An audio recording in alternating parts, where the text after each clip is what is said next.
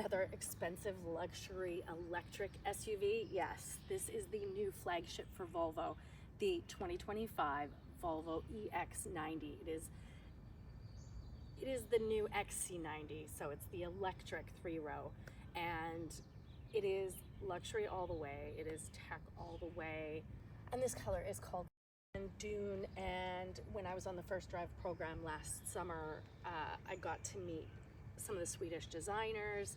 I even met the woman who gets to pick the colors and name the colors, which was super cool. But now I've got to live with it for a week. So it's a different thing to be on a First Drive program and drive it for a couple of hours versus having it at home and living with it. It's beautiful, as you can see, tons of sensors everywhere.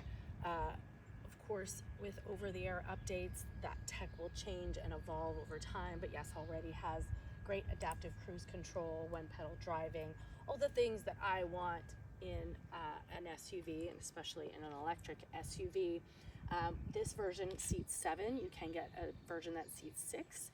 In the US, you can get a less powerful version. In Canada, we only get the twin motor performance, which is this one, and this is the Ultra. So this is the top, most expensive EX90 that you can buy. As tested, this one's just under 120,000 Canadian dollars and about 90,000 US dollars. So be prepared, lots of luxury, lots of tech. Let's go for a drive. Yes, the Tesla Cybertruck is passing me right now. This thing is so comfortable and quiet and fast. Twin motor, dual motor, all-wheel drive. This is the performance spec. It's 510 horsepower, 671 pound-feet of torque. It's 0 to 60 in 4.7 seconds. Range is up to 499 kilometers, or about 300 miles. And adaptive or air suspension. The seats, of course, Volvo comfort. I love them. Between the cameras, the seats, the tech, I mean, it's just all here. And I know you guys are probably sick of me saying that when I'm talking about a luxury electric SUV, but it's true. The tech, the quality of the materials, the design in here, I really do enjoy this. Now, would I spend $120,000? I'm really not sure. If I had that budget, I would sit down and look at, all of my options before choosing one. But like I say, I always really enjoy Volvo SUVs. They're just really well made. I enjoy driving them, and love the idea of over-the-air updates. And if you don't know what I mean by that when I say over-the-air updates, it means the tech and the software can be updated via over-the-air updates. So when your car is parked and turned off, if there is an update, it will let you know. And it's like a software upgrade. When you put a new operating system on your computer or laptop, or Apple sends you a notification for your phone is going to get, upgraded to the newest operating system overnight, or OS if you guys prefer that word. It's the same thing. So your car is just a giant piece of software running all the mechanics and the engineering, which is super cool. I do love the body shape, but I love Volvo SUVs. I'm a huge fan of Volvo SUVs. We get beautiful flush door handles that do pop out and open when you're walking towards it with the key. So there's a key fob, there's a key card, and there's digital key. So phone as key, which I adore and I think all cars should offer. I love the clean design. I love the design of all Volvo SUVs, like I just said, but I love this clean design even more. Because again, it's electric, we have no exhaust or anything like that. The only thing I would change is I would put the rear wiper underneath the rear spoiler. We have the brake light up here, standard Volvo badging, cameras. There's a lot of cameras and sensors on this. I thought that was the button, but no, it's just another sensor. Power tailgate, of course. We have a privacy shade here or a sunshade, sorry, I always call it a privacy shade. It's not a privacy shade, it's a sunshade for the panoramic fixed glass roof. I don't know how that would work, but I'm sure it has hooks or something to attach it. I always do think it's unfortunate when we have a fixed glass roof with no sunshade. I can power fold the third row from back here. I have a 12 volt back here. I have some hooks. And do we have storage underneath? Yes, we do actually have quite a bit of storage underneath here, and then our charging cable. Let me give you a closer look. So we can power fold that third row right there, and then there's the 12 volt. And then I want to show you underneath here. It's a good amount of room, actually. Extra floor mats and some storage.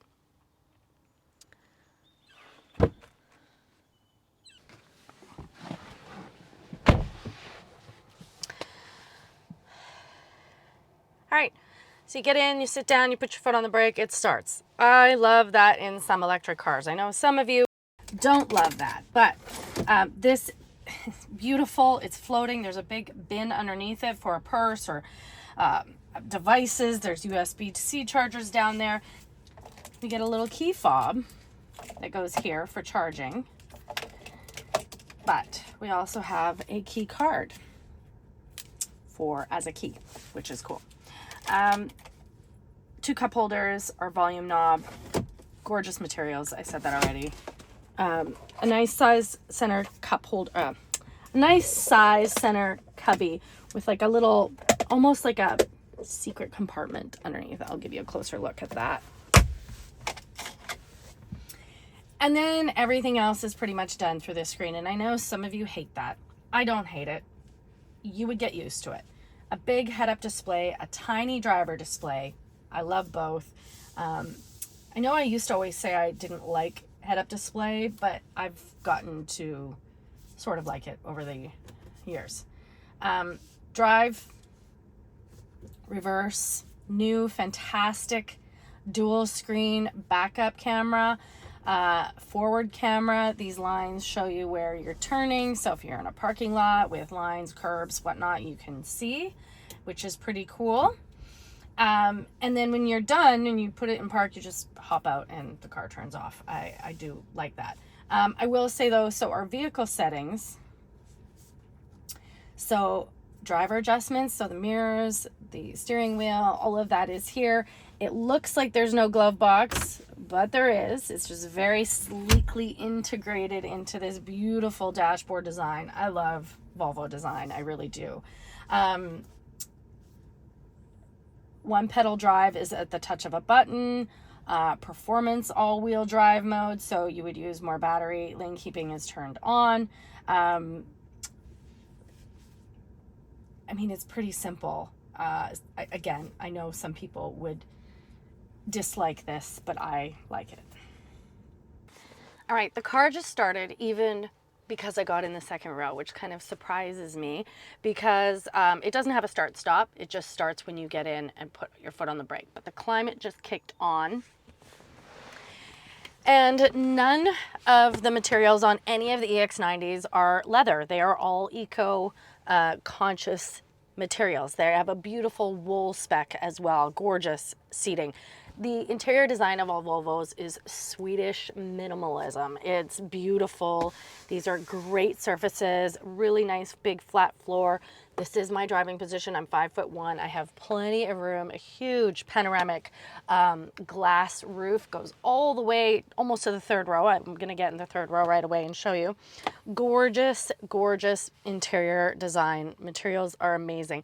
We have a Bose sound system in here, which kind of surprises me because I associate the top end Volvos with Bowers & Wilkins sound systems. So I'm kind of surprised to see a Bose sound system in here, but we have vents here, light hooks, 4-zone climate control, and heated seats back here, 2 USB-C chargers. But this is cool as well. This is a built-in, let me see if I can remember how to do this. I did this in California. This is a built-in booster seat. And if you don't know what a booster seat is, what it is when your child outgrows their 3-point harness car seat. I think it's usually around first grade, or grade 1 as Canadians say it. it depends on their height and weight. They get to sit in a booster seat, because what all the booster seat does is ensures the seatbelt is safely in the right spot on your child's body and that their legs are in the right place for safety reasons. So we have a built-in booster seat, which I think is super, super cool. I think I've only ever seen that on like one other OEM before. And then if you're not using the booster seat, we have a center armrest with 2 pop-up cup holders, and we have a center headrest which goes up and down, which is not very common actually. Again, Volvo with all the safety, I love it. And then this releases to come down, which is super handy for longer items. If you have the third row folded and you have skis or golf clubs or anything that doesn't already fit back there, I mean, golf clubs aren't that long. You don't need this for golf clubs. Anyway, I think that's really handy, and it gives you that extra flexibility. To get captain's chairs, so you can get a spec with just 6 seats. I think it's a $600 Canadian option. And then of course we have latch for 2 child car seats here, tethers for 3, and do we have latch in the third row? We do have latch in the third row. So we have latch for 4 child car seats in here. Let's hop in the third row. All right, this is cool. I have a button right there to lift and lower the third row seats. So you see what it looks like. It literally folds down into the seat itself. So you have a completely flat cargo area when those third row seats are down. See how it pops up like that? Pretty nifty. Okay, let's get back in there and see how much room I have. All right, as a reminder, I am 5'1". These are tilt and slide seats, which I really appreciate. I think I probably say that in every video where there's tilt and slide seats. Ow. Okay, not bad. Let's just sit in the middle for demonstration purposes. This middle is not a seat, obviously. We have cup holders back here, USB-C chargers on both sides. We have vents, a pretty good size window. It's not bad.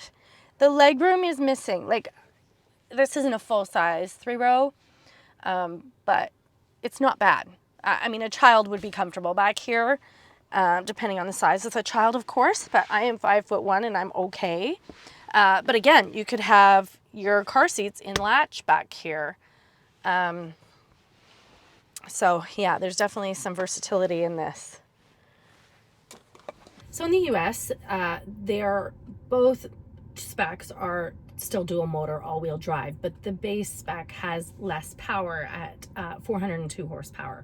In Canada, that one is not available. Here we just have the twin motor performance, and it comes in 2 versions, the base and then the Ultra, and this is the Ultra. So in the US, your EX90 starts at $81,000 US dollars. In Canada, it starts at 113,000 Canadian, $598. This one as tested, so this is the Ultra Twin Performance, and it will set you back 119,000 Canadian dollars or 90,640 US dollars. Luxury price point, it is what it is. I mean, all the gas Volvos are pretty pricey now as well. What do you think? Is this the electric SUV for you? I should say luxury electric SUV for you. I do love it. I love Volvo SUVs. I'll always say that. You guys know that. Leave me a question. Don't forget to subscribe or a comment, and we'll see you guys soon.